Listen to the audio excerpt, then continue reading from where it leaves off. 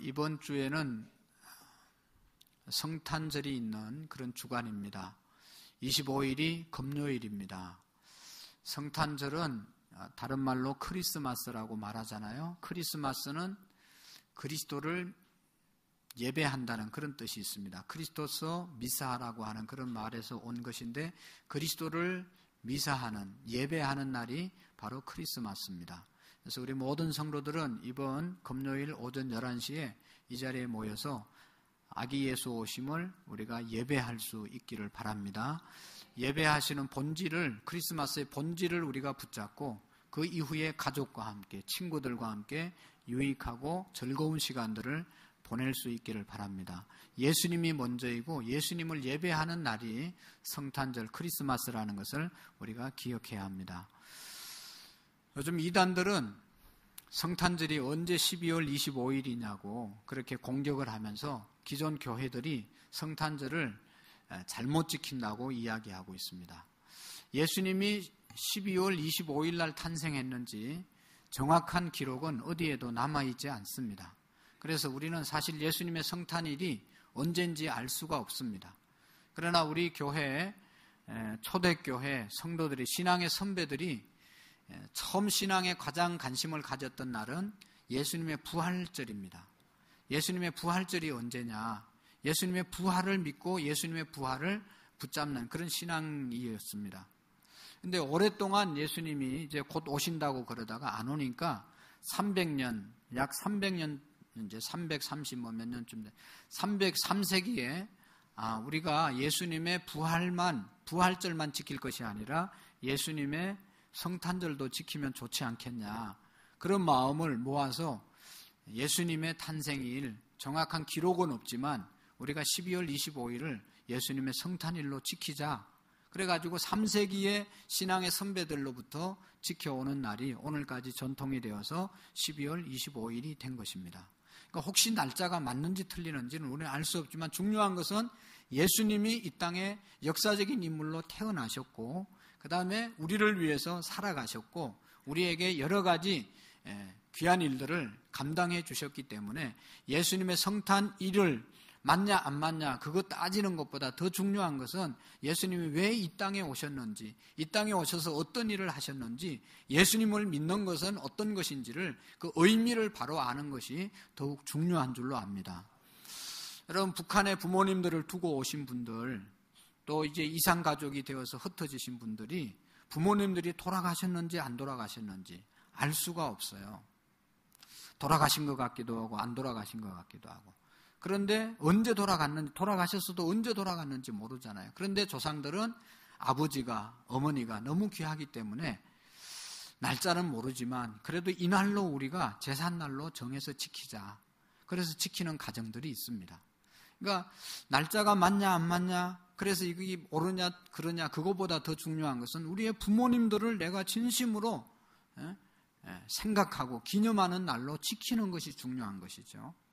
그래서 성탄절도 그런 의미에서, 크리스마스도 그런 의미에서 우리가 예수님을 예배하는 날로 지키는 것이 더욱 중요하지, 그 날짜가 아니냐 기냐, 그래서 2단이냐 3단이냐 따지는 것이 옳은 것이 아닌 것이죠. 예수님은 이 땅에 우리의 희망으로, 인류의 소망으로 오신 줄로 믿습니다.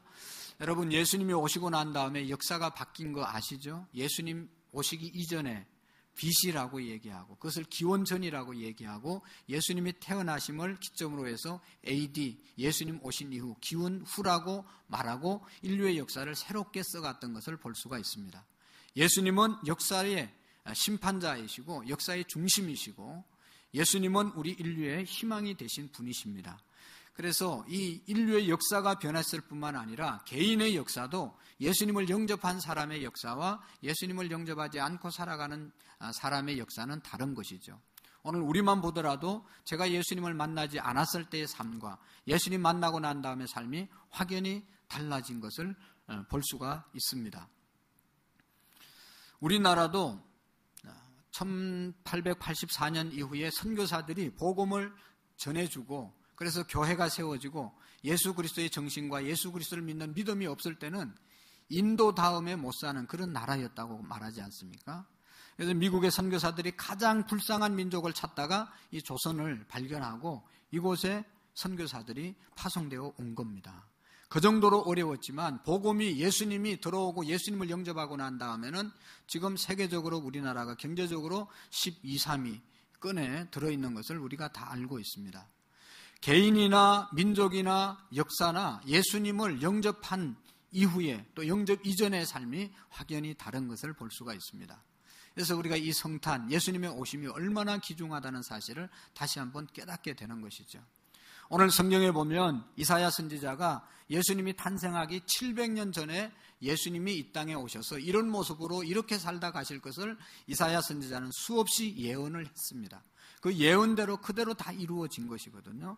여러분, 우리도 다 귀하지만 이 중에 저를 포함해서 이 중에 700년 전에 우리가 태어날 것을 누가 예언한 사람이 있습니까?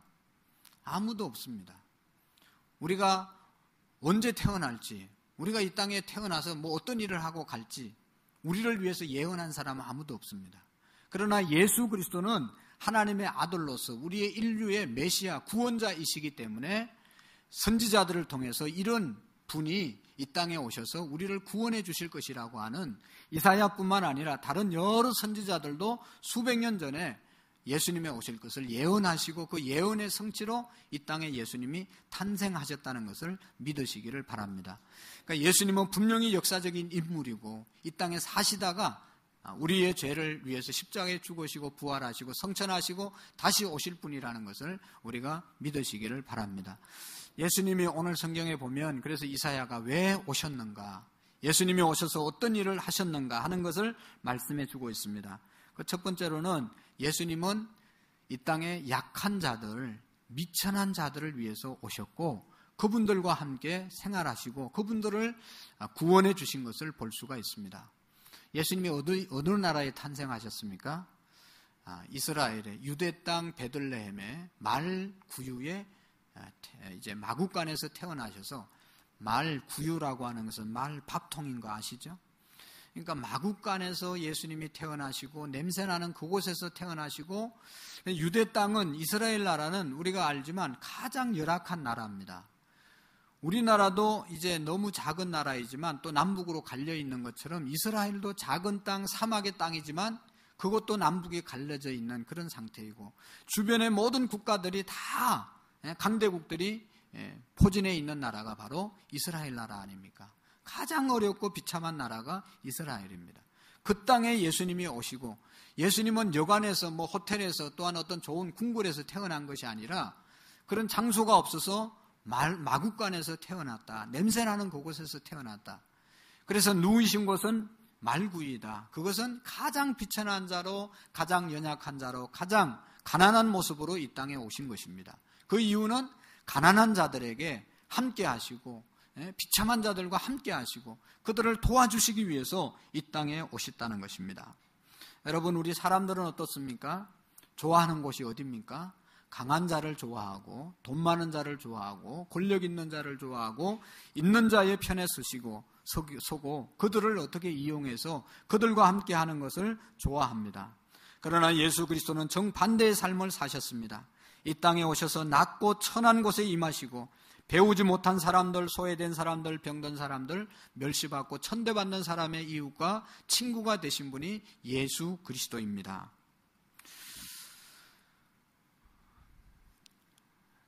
제가 오래전에 이제 우리 교회를 섬길 때 지하실에 있을 때 열심히 전도해가지고 이제 교회 안 다니는 분들도 교회 다니게 하고 또 이렇게 하는데 열심히 전도해서 이제 곧 교회 나오려고 다 마음 준비했는데 교회를 가긴 가는데 어느 교회로 가는가 하면 지하실 교회로 오지 않고 건물이 반듯하게 지어진 교회로 갑니다. 또 그렇게 가겠다고 이야기를 합니다. 얼마나 마음이 아픈지 몰라요. 지하실에 있는 것도 참 마음이 아픈데 지하실이라고 안 간다고 저기 잘 지어놓은 교회 가겠다고 그래서 가버립니다. 그때 저는 그런 기도를 했습니다. 하나님, 원래 교회가 그런 곳이죠. 있고 잘생기고 갈 데 있는 사람들은 좋은 데 찾아가고 갈 곳 없고 돌봐주지 못하는 사람들, 정말로 힘들고 어렵고 상처받은 사람들만 그 사람들만 저는 그냥 어디 다른 데 안 가는 분들만 섬기고 그들과 함께 신앙생활을 하겠습니다 하고 그런 마음으로 한 분 한 분을 섬긴 겁니다. 지금도 그런 마음은 변함이 없습니다. 어디 다른 데 좋은 데 있다고 그래서 그곳이 좋다고 가는데 어떻게 붙잡겠어요? 가야죠.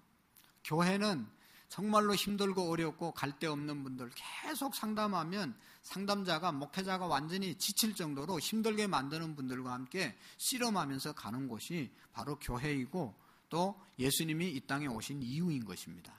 우리가 잘 살고 부족함이 없고 멋진 사람들과 함께 어울려서 신앙생활하면 얼마나 좋겠어요. 편하겠어요. 그러나 그것이 예수님의 마음, 예수님의 정신이 아니죠. 힘들고 어렵고 가난하고 비천한 자들을 위해서 예수님께서 오신 것입니다. 오늘 우리 교회는 그런 사람들의 이웃이 되고 그런 사람들을 섬길 수 있는 은혜가 있기를 원합니다. 오늘 2절의 말씀에 보면 그는 예수님은 외치지 아니하며 목소리를 높이지 아니하며 그 소리를 거리에 들리게 하지 아니하며 라고 말하고 있는데 여기에 목소리가 높이지 않았다, 거리에 소리가 들리지 않았다, 외치지 않았다. 그것은 아주 약하게 겸손하게 조용하게 예수님께서 섬겼다는 그런 말씀인 것입니다. 여러분 가진 사람의 특징은 뭡니까? 가진 사람은 떵떵거리지 않습니까? 있으면 있는 표시를 냅니다. 어깨에 힘을 주고 사람들을 부릴 때 보면 아주 큰 목소리로 사람을 부리잖아요. 그러나 예수님께서는 그렇게 하지 않았다는 것이죠. 예수님은 지배하고 또 이렇게 명령하고 그런 삶을 살지 않았다는 것입니다. 한마디로 말하면 가장 겸손한 모습으로 조용하게 사랑의 행동으로 사랑의 행동을 우리에게 보여주신 것입니다. 여러분 하나님의 나라는 말에 있지 않고 능력에 있습니다. 하나님을 잘 믿는 것은 말에 있지 않고 능력이 나타나야 됩니다.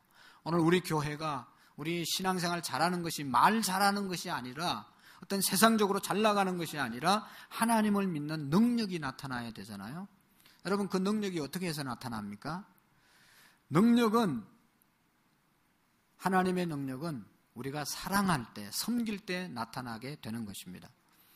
고린도전서 4장 20절에 보면 하나님의 나라는 말에 있지 아니하고 능력에 있다.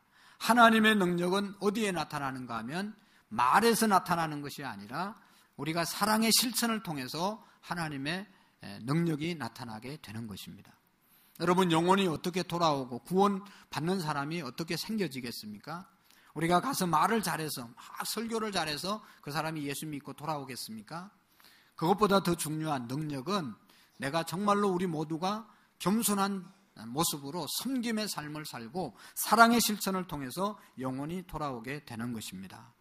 예수님께서 마가복음 10장 45절에 보면 인자에 온 것은 섬김을 받으려 함이 아니요 도리어 섬기려 하고 나의 목숨을 많은 사람의 대속물로 주려 함이니라. 예수님처럼 우리의 목숨을 예수님처럼 사랑의 실천을 통해서 하나님의 능력을 경험할 수 있게 되는 것입니다. 여러분 오늘날 우리 교회는 어떻습니까? 우리의 가정은 어떻습니까? 이 겸손의 왕으로 섬김의 왕으로 오신 예수 그리스도를 믿는 우리의 삶이 어떻습니까? 가정이 왜 문제가 있습니까? 가정에서 섬기려고 하는 것보다는 섬김을 받으려고 하기 때문에 부부의 갈등이 가정의 문제가 갈등이 생기는 것 아니겠습니까? 아내들이 남편을 향해서 내가 몇십 년 동안 참고 희생하고 봉사하고 내가 이렇게 어렵게 살았는데 라고 말하면서 이제는 섬김을 받아야 되겠다는 그런 말을 하면서부터 가정이 복잡해지는 겁니다. 남편들은 어떻습니까? 나는 뭐 그냥 살았냐? 우리 온 가족을 위해서 내가 지금 몇십 년 동안 그냥 직장 생활하면서 얼마나 내가 애썼는데 라고 말하면서 나를 섬겨달라고 말하는 것이죠. 그때부터 가정이 복잡해지고 문제가 생기는 것이죠.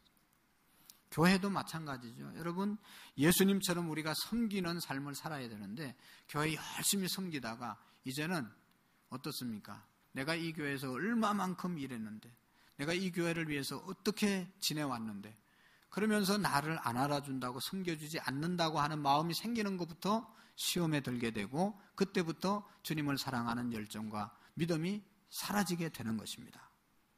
오늘 저와 여러분들은 주님 앞에 복받은 자로서 주님의 사랑을 받은 자로서 가난하고 소외되고 불쌍하고 병들고 누구도 관심을 갖지 않는 사람들을 향해서 우리가 관심을 갖고 약한 자를 섬겼던 예수님처럼 인정받지 못하고 멸시와 천대 가운데 살아가는 사람들에게 친구가 되어주는 저와 여러분들이 되기를 원합니다. 예수님께서 이 땅에 오신 이유는 마태복음 11장 28절에 보면 수고하고 무거운 짐진 자들아 다 내게로 오라 내가 너희를 쉬게 하리라고 말씀하고 있습니다.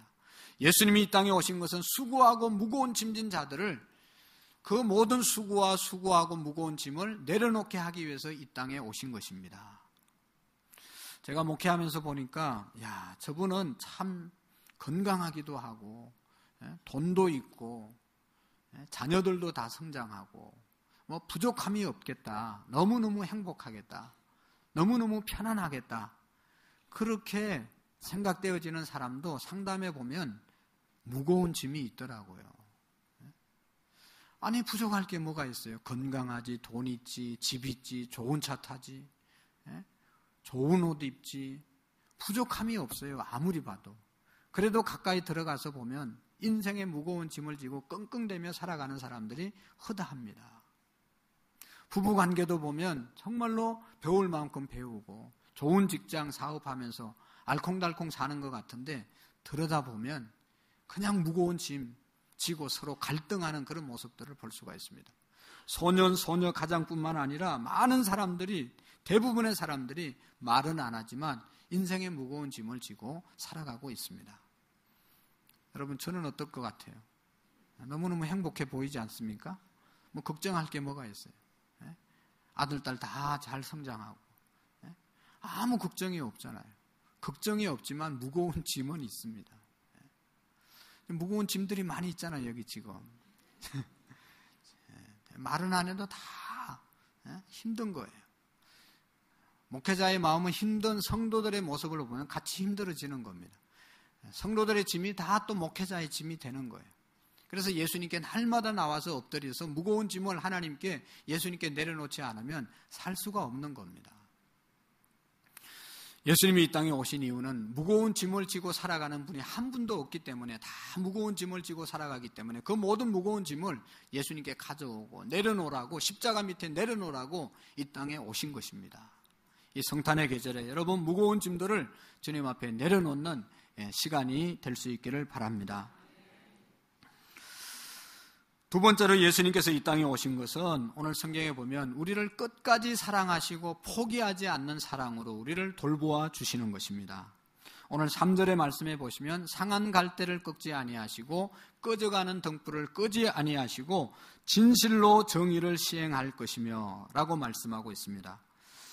여러분 예수님은 상한 갈대를 꺾지 아니하고 꺼져가는 등불을 끄지 않습니다. 여러분 여기에서 말하는 갈대가 상징하는 뜻은 뭡니까? 갈대는 어떤 겁니까? 저기 갈대가 이제 갈대밭에 가면 많이 있는데 안산에 이거는 아주 약한 존재라는 것입니다. 바람이 불면 조금만 불어도 설렁설렁해서 막 이렇게 휘청휘청 하는 것이 바로 갈대입니다. 여자의 마음은 갈대라고. 그래서 그게 뭔 뜻인지 제가 한번 찾아봤습니다. 그러니까 정말로 그 글에도 여자의 마음은 갈대인데 그 갈대라는 것은 자꾸 흔들린다는 것이죠. 여자들은 엄청나게 잘 흔들린다고 그러죠. 나는 몰랐는데 그냥 누가 뭐라고 말하면 마음이 왔다 갔다.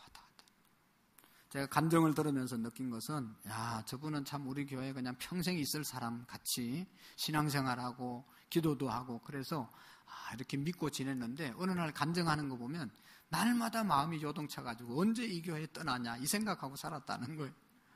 오늘 이 중에도 이제 금년 지나면 어디로 다른 교회 갈까 하는 생각 하는 사람이 있을 수도 모르겠어요. 하여튼 어떤 조금만 환경이 어려워지면 마음이 흔들리는 것이 바로 갈대의 마음인 것입니다. 갈대는 약하기 때문에 환경 따라서 뭐 여러 가지 사건 통해서 왔다 갔다 하는 마음이 갈대의 마음이죠. 근데 상한 갈대는 그냥 건강한 갈대도 바람 조금 불면 왔다 갔다 하는데 이 상한 갈대는 더 흔들리고 이게 바람이 조금 세게 불면 완전히 꺾어지는 것이 바로 상한 갈대인 것이죠. 오늘 우리의 마음이 상한 갈대와 같은 마음이라는 것입니다. 다 지금 갈팡질팡하고 지금 힘들어가지고 바람이 세게 불면 쓰러질 직전에 있는 사람들의 마음이 상한 갈대의 마음인 것입니다. 세상 살면서 얼마나 힘들고 어려운지 모릅니다. 지금 꺼져가는 등불과 같습니다. 꺼져가는 등불 보셨어요? 그냥 기름이 모자라가지고 그냥 이게 초롱초롱초롱 하다가 그냥 휘비휘비 하다가 바람 쌔 불면 확 꺼질 것 같은 그런 꺼져가는 등불과 같은 그 등불도 끄지 않는 분이 예수 그리스도라는 것입니다. 오늘 우리의 심령이 그런 심령인데 그런 마음, 그런 상처를 싸매어 주시기 위해서 예수님께서 이 땅에 오신 것입니다. 예수님만이 우리의 상처를, 우리의 아픔을, 우리의 슬픔을, 우리의 문제를 해결해 주실 줄로 믿습니다. 주님은 우리를 영원히 떠나지 아니하고 영원히 우리와 함께 하시겠다고 약속하고 있습니다. 마태복음 28장 20절 이하에 보면 볼지어다 내가 세상 끝날까지 너희와 항상 함께 있을 것이라 하시니라. 세상 끝날까지 우리를 버리지 아니하시고 우리를 떠나지 아니하시고 우리와 동행하시고 우리를 보호해 주실 분이 이 땅에 오신 예수 그리스도이심을 믿으시기를 바랍니다. 온 세상 날 버려도 주 예수 나를 안 버려 라고 하는 88장 찬양을 우리가 즐겨 부르지 않습니까? 이 세상은 힘들면 우리를 버리고 악한 세상은 상한 갈 때는 여지없이 짓밟고 뭉개버립니다. 꺼져가는 등불과 같은 사람은 완전히 꺼지게 만드는 것이 세상의 사람들의 모습입니다. 그러나 우리 주님은 꺼져가는 등불도 끄지 아니하시고 상한 갈 때도 끄지 않는 분이 우리 예수님이심을 믿으시기를 바랍니다. 자살하는 사람들이 있습니다. 오죽하면 목숨을 끊겠습니까? 너무 힘드니까 목숨을 끊는 것이라고 이해는 됩니다. 그렇지만 나 하나 죽으면 모든 복잡한 문제가 해결될 것이라고 생각하고 목숨을 끊는 사람은 참 어리석은 사람입니다. 여러분, 나 하나 죽으면 문제가 해결됩니까? 나 하나 죽으면 더 많은 복잡한 문제가 일어나게 되는 것이죠. 만약에 여러분, 아기 엄마가 자살을 했어요. 그러면 그 자식들을 향해서 사람들이 쟤네 엄마 자살했대. 그러면서 그 비난을 아이가 다 받고 살아야 되죠. 저 가정에 저 남편이. 그러면서 얼마나 많은 손가락질, 얼마나 많은 문제가 생겨집니까? 복잡한 문제가 있으면 그 복잡한 문제를 나 혼자 짊어지고 해결하면 나 혼자만 힘들면 되는데 힘들다고 나 혼자 자살해버리면 더 많은 사람들을 힘들게 만든다는 사실을 우리가 기억해야 합니다. 이렇게 힘들고 어려운 문제를 가지고 우리가 스스로 모든 것을 포기할 것이 아니라 그 문제를 가지고 예수님 앞에 나올 때 그 문제를 해결하기 위해서 이 땅에 오신 예수님께 내려놓을 때 예수님이 우리의 문제를 해결해 주실 줄로 믿습니다. 예수님은 우리를 끝까지 사랑하시고 우리를 승리의 삶을 살 수 있도록 인도해 주시는 것입니다. 여러분, 우리나라에 가장 사랑을 많이 베풀었던 사람이라고 인정하는 그러한 분이 있습니다. 사랑의 원자탄이라는 그런 별명을 가진 손양원 목사님이라는 분인데, 이분은 우리 한국에서 공영방송인 KBS가 1시간 동안 이분의 생애를 다큐멘터리로 만들어서 방영을 했습니다. 그리고 또 영화를 만들어서 이 사람의 일생을 우리가 영화로 볼 수가 있게 됩니다. 여수에 사시는데, 여수 순천 여수에 가면 애양원이라고 하는 한센병 환자들만 모여서 사는 그런 지역이 있지 않습니까? 그곳에서 이제 그 한센병 환자들과 함께 사역하면서 그 사람들을 돌보는 목회를 하면서 그렇게 지냈습니다. 그 냄새나고 가족들도 다 버리고 안 보는 그런 사람들에게 가서 온 가족이 그곳에 가서 그분들을 돌보는 사역을 했습니다. 그래서 그 교회 한 할머니는 그 목사님에 대해서 이렇게 고백을 합니다. 몸에서 진물이 떨어져 땅바닥에 있어도 우리 목사님은 꼭 들어오셔서 그런 환자들을 안고 기도하면서 차라리 나도 너희같이 이런 병이 들었으면 마음 놓고 이런 데서 함께 살면 좋겠다 그러셨는데, 또 어떤 남자 환자 한 명이 다리에 상처가 나서 아무리 치료를 해도 안 나오니까 당신이 그 상처에 입을 대고 고름을 빨아냈고 라고 하는 그런 글귀가 있습니다.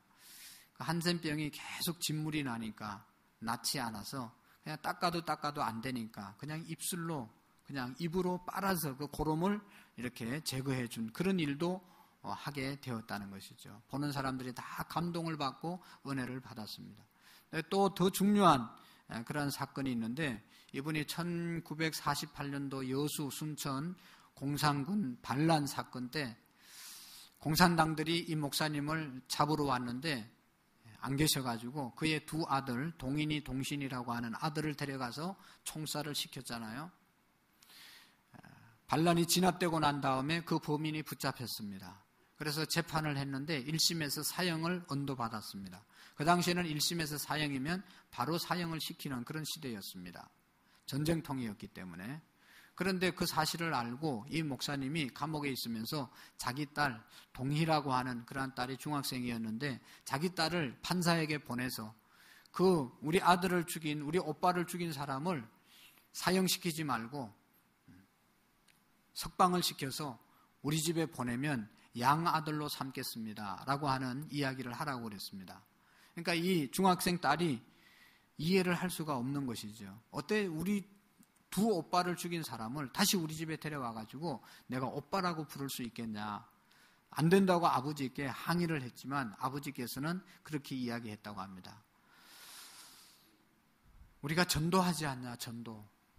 지옥 갈 사람을 천국 가라고 전도했는데 그 사람이 회개하지 않고 그렇게 감옥에서 죽으면 지옥 가지 않겠냐.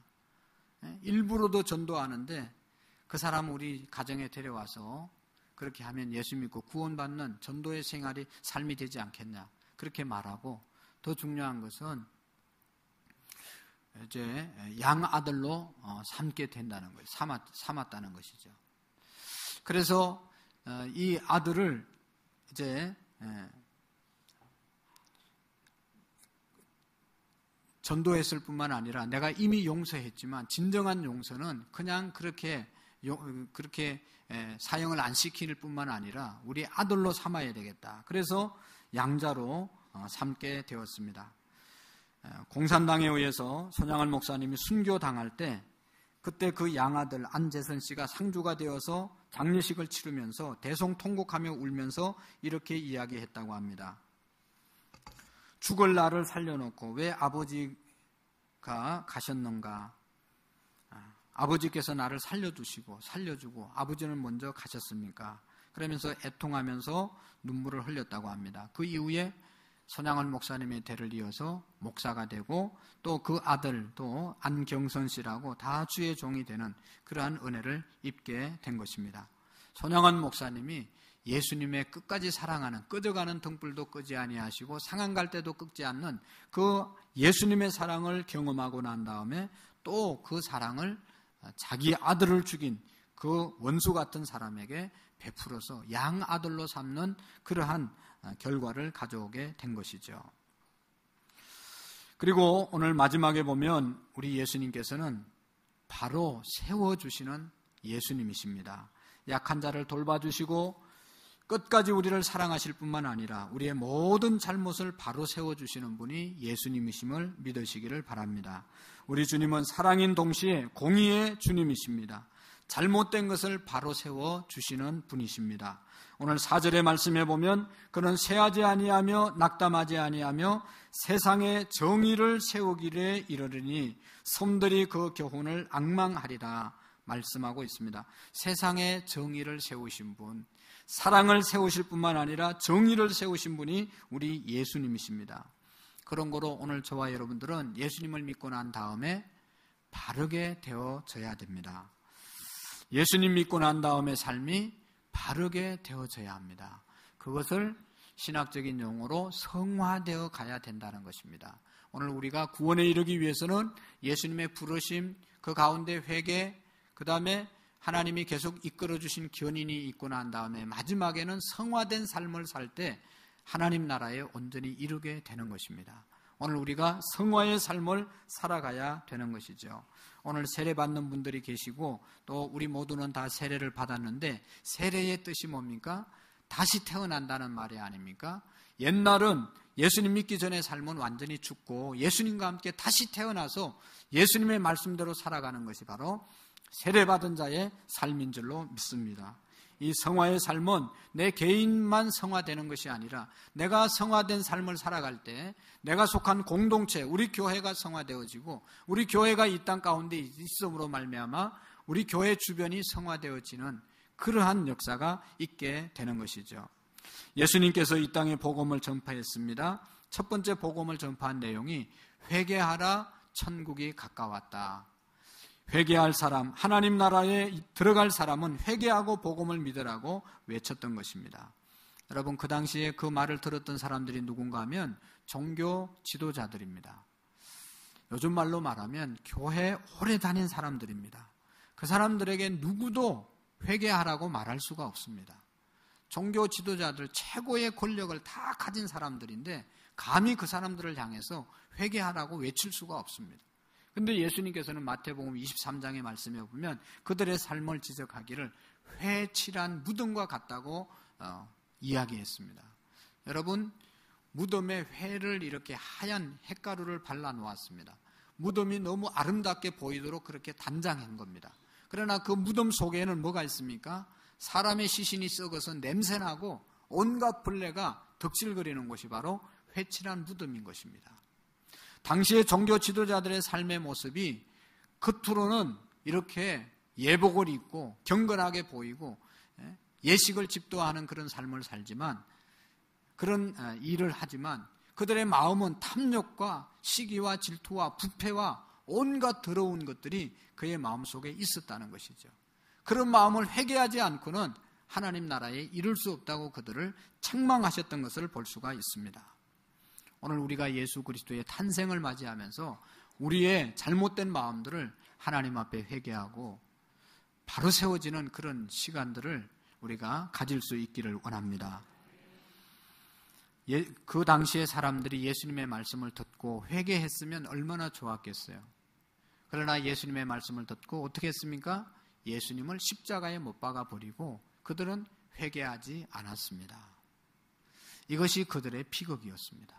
오늘도 이 성탄의 의미가 예수님이 우리를 바로 세우게 하기 위해서 이 땅에 오셨는데, 회개하라고 이 땅에 오셨는데 회개를 선포하는 예수 그리스도의 메시지를 우리가 받지 못하고 그냥 옛날의 삶 그대로 살아간다면 성탄의 의미를 우리는 잘못 받아들이는 것이죠.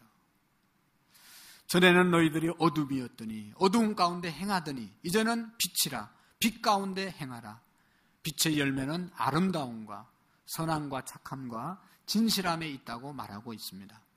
우리가 예수 그리스도가 없을 때, 빛이 없을 때는 어두움에 거했기 때문에 우리의 생각이 어두웠고 우리의 삶이 어두웠고 그래서 죄짓고 불평하고 원망하고 낙심하고 좌절했지만, 이제는 빛 대신 예수 그리스도 안에 들어왔기 때문에 빛이 비치기 때문에 밝음과 기쁨과 감사와 감격으로 살아가는, 착함과 진실함과 의로움으로 살아가는 삶이 있어져야 되는 것입니다. 예수님이 이 땅에 오신 것은 다른 것 때문에 오신 것이 아니라 우리를 끝까지 사랑하시고 우리를 올바로 세우기 위해서 이 땅 가운데 오셨다는 사실을 믿으시기를 바랍니다. 기도하시겠습니다. 꺼져가는 등불도 끄지 아니하시고 상한 갈대도 끄지 아니하시고 끝까지 사랑하시는 주님, 또 우리를 의롭고 신실한 삶으로 살기를 기대하시고 세워주시는 하나님 아버지, 감사와 찬양과 영광을 주님께 올려드립니다. 우리가 이 성탄을 맞이해서 의미 없이 보내지 않게 하시고 예수님이 오신 그 성탄의 의미를 깊이 깨닫고 전하며 살아갈 수 있는 우리의 믿음이 되게 해 주옵소서. 수고하고 무거운 모든 짐들을 우리 하나님 앞에 내려놓고 하나님이 주시는 평강의 삶을 살아갈 수 있도록 역사해 주시옵소서. 예수님 이름으로 감사하며 기도하옵나이다. 아멘. 이 시간에는 우리 세례식과 성찬 예식을 거행하겠습니다. 여러분들이 경건한 마음으로 동참해 주시기를 바랍니다. 먼저 한번 기도하겠습니다. 하나님 아버지, 감사합니다. 오늘 이 시간 유아 세례 또 세례 성찬 예식을 하려고 합니다.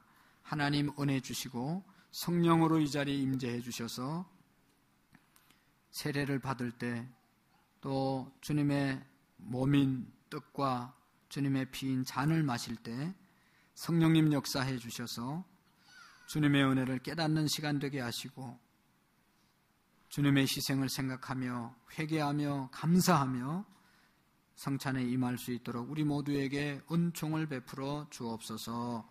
예수님의 이름으로 기도하옵나이다. 아멘. 먼저 유아 세례를 하겠습니다. 유아 세례 받으실 우리 부모님들은 이름을 부르면 아기를 데리고 이렇게 아빠와 엄마가 함께 아기를 데리고 나오시기를 바랍니다. 고대한, 김라율, 김선유, 김지한, 김하람, 오연서,